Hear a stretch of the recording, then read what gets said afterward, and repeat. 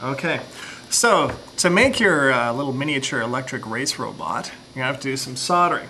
So for that, we have a soldering iron. We'll use some solder, and we have to have a sponge handy. Parts of the soldering iron are the handle, obviously, the trigger, and the tip. And the tip is the hot part that melts the solder. The tip must be very hot, and it must be clean. So to clean the tip, I use the sponge.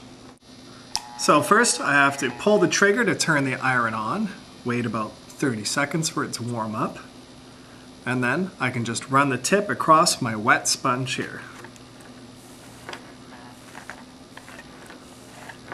And it comes out nice and shiny. Now when I'm using the soldering iron, I have to remain cognizant of the fact that it gets very, very hot. It'll burn your finger just as well as it burns this sausage. And nobody wants that. So to get ready for this process, I've bared the ends of the wire by stripping off the insulation, twisted the strands together on both, and now I'll carefully wrap them together so that we have a good mechanical fitting as well as the solder fitting. My two wires are tied together and we're ready to solder. My wires are in place, they're bared, they're twisted together. I have a clean tipped soldering iron and I have my solder handy. So what I need to know now is that it's important to heat the wires, not to heat the tip and put the solder on. Instead, I'll heat the wires and then apply the solder to the wires. That way I get a hot melt. The solder wicks into the wires rather than just dabbing solder on there and hoping it sticks.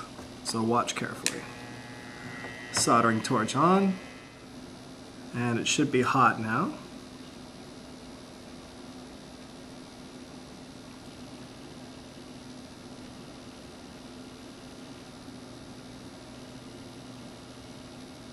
And action.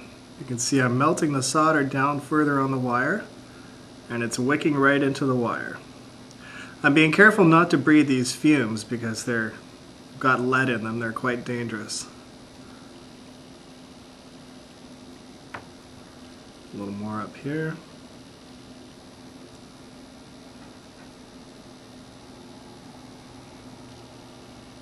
And that's perfect.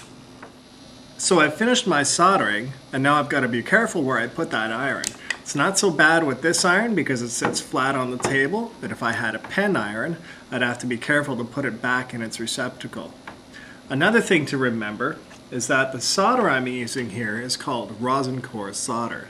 That means it has a flux paste in it which cleans the wires as the solder melts onto them.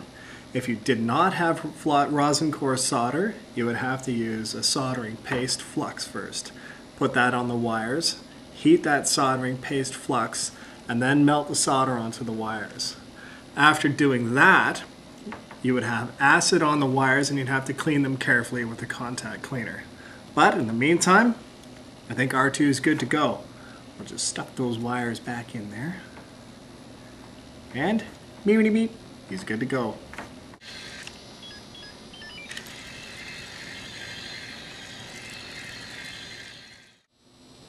In review, we have clean bared wires which we'll twist together.